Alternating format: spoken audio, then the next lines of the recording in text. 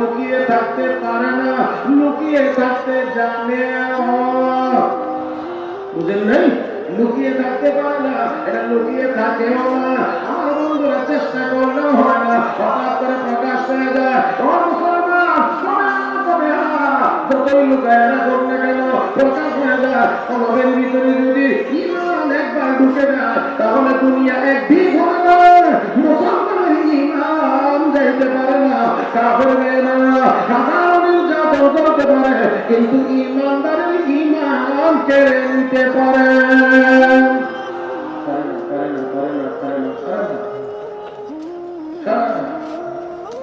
মুসলমানের ঈমান সবচেয়ে বেশি দামি, সবচেয়ে দামি।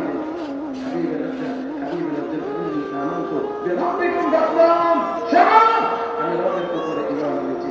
আল্লাহু আকবার। একটু দূরে আলহামদুলিল্লাহ বলবেন। আল্লাহ যে আমাদের ঈমানের দৌলত দান করেছেন, এই জন্য আল্লাহর দরবারে শুকরিয়া আদায় করি। সবাই বলি আলহামদুলিল্লাহ।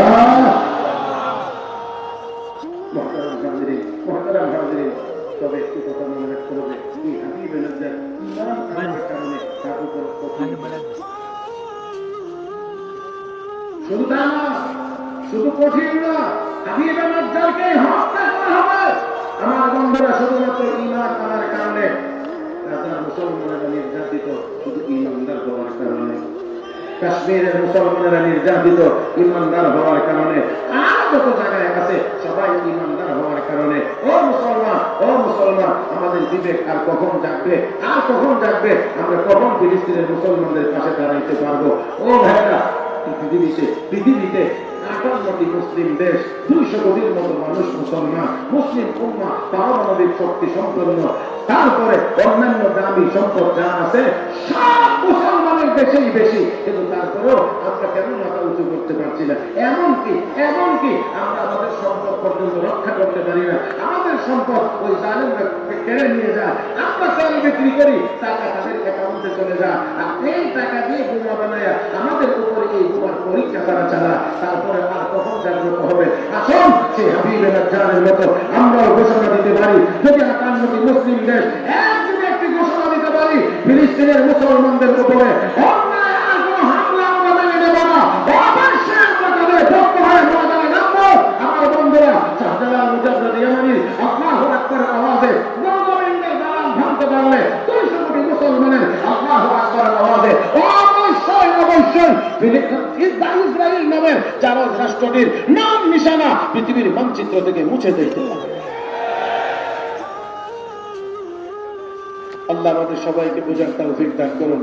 হাবিব নাজ্জার যখন এই কথা ঘোষণা করেছে, তাকেও হত্যা করে ফেলা হয়েছে, তখন হাবিব আক্ষেপ করে বলছিল, ইয়া লাইতানি যদি আমার সম্প্রদায়ের লোকেরা জানতো যে আল্লাহ বিমা গফারানি রব্বি ওয়া জাআলানি মিনাল মুকরামিন, আমার আল্লাহ আমার জিন্দেগীর গুনাহ মাফ করে দিয়েছেন, আমাকে কি সম্মান দান করেছেন, এটা যদি তারা জানতো তাহলে কতই না ভালো হইতো। আমার ভাইরা, দ্বীনের জন্য যদি কারো জীবন যায় তাহলে সে বিনা হিসেবে জান্নাতি।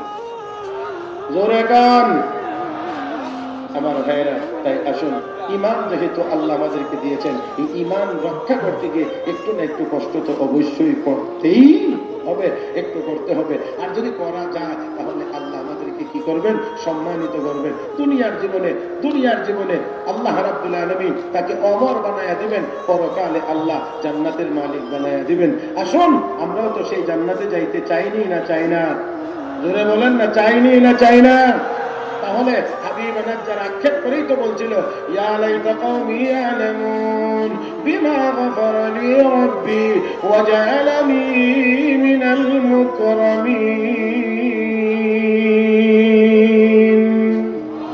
হে মুসলমান, সর্বশেষ আপনাদেরকে একটু তিলাওয়াত শুনায়া আজকের আলোচনা শেষ করব। জান্নাতে যাইতে চাইনি না চাই না? হয় নাই? দুনো হাত তুলেন, কারা কারা জান্নাতে যাইতে চায়? সামনে পিছনে সবাই মিলে হাত নাড়া দেয়। পিছনে লড়ে দেখা যায়। আল্লাহ তুমি সবগুলো হাতকে কবুল করো। আরো জোরে আল্লাহ যেন আমাদেরকে জান্নাতি হিসেবে কবুল করেন। জোরে বলো আমিন। যদি জান্নাতে যাইতে পারি, রব আমার আপনার জন্য সম্মানজনক কি ব্যবস্থা রেখেছেন সেই আয়াতগুলোই শুধু আপনাদেরকে পড়ে শোনায়া দেব। আল্লাহ রাব্বুল আলামিন যেন আমাদের সবাইকে কবুল করেন, আপনাদের বরকতে আমাকেও যেন আল্লাহ জান্নাতি হিসেবে কবুল করেন। জোরে বলি আমিন। আলা সুরুরিন মাওদুনা মুত্তাকিইনা আলাইহা মুতাকাবিলিন ইয়াতুফু আলাইহিম উলদানুম মুখাল্লাদুন বিআকওয়াবিন ওয়া আবারিক ওয়া কাসিম মিন মাঈন لا يصدعون عنها ولا ينزفون وفاكهة مما يتخيرون ولحم طير مما يشتهون وحور عين كأمثال اللؤلؤ المكنون جزاء بما كانوا يعملون لا يسمعون فيها لغوا ولا تأثيما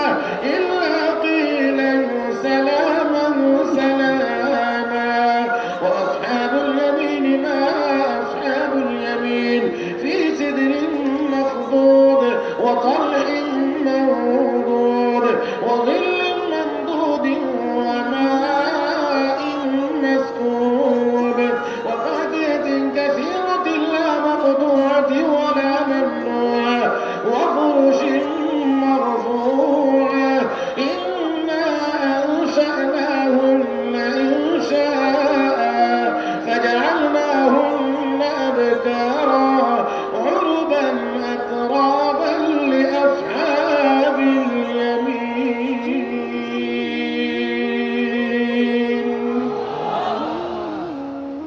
সবগুলো আয়াতের ভিতরে আল্লাহ রাব্বুল আলামিন শুধু জান্নাতের ভিতরে যে সম্মানিত করবেন কি কি নাজ নিয়ামত দিয়ে সেই নাজ নিয়ামতের বিবরণ আল্লাহ রাব্বুল আলামিন দিয়েছেন।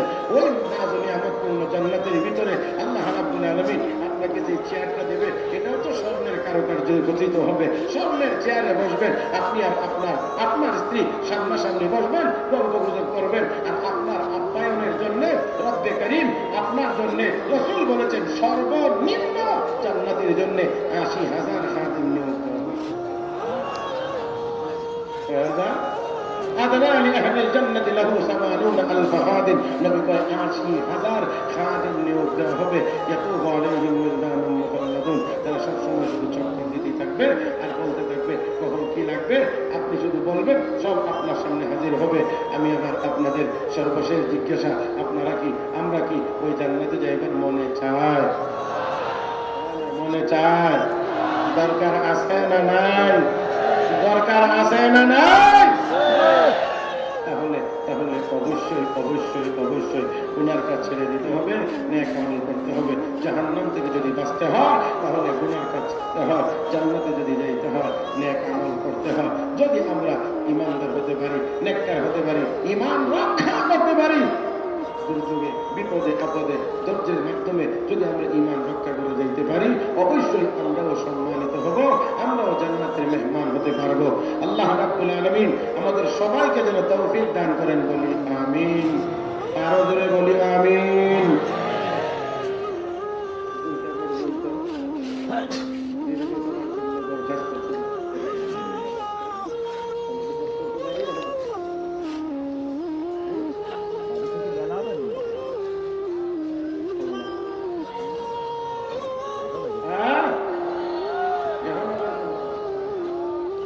আমি তো এই অনুযায়ী আমি আমার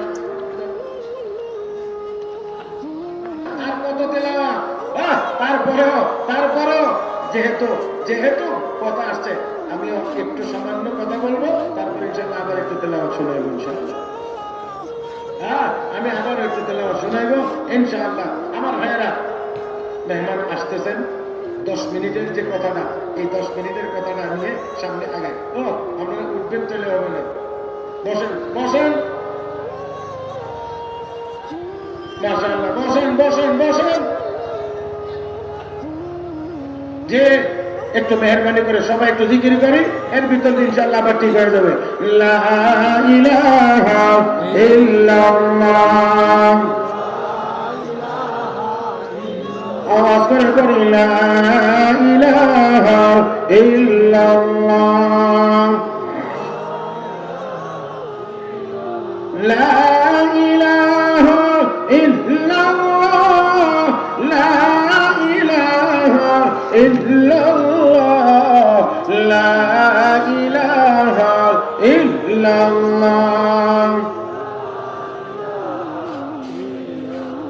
লা ইলাহা